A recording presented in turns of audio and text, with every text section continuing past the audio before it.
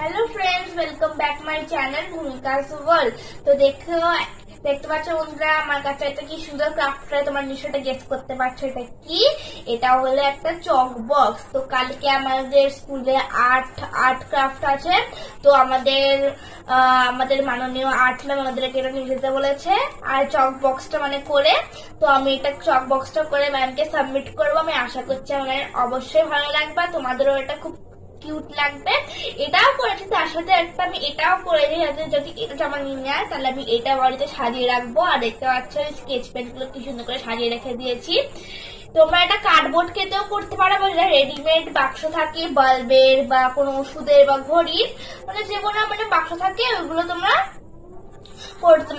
কেটে নিয়ে করতে পারো। আর এটা বন্ধুরা, আমি একটা আমার স্টিলের বটল কিনেছিলাম, ওই বটলের কার্ডবোর্ডটাকে আমি ইউজ করেছি, রিসাইকেল করে আমি এই সুন্দর চক বক্সটা বানিয়েছি।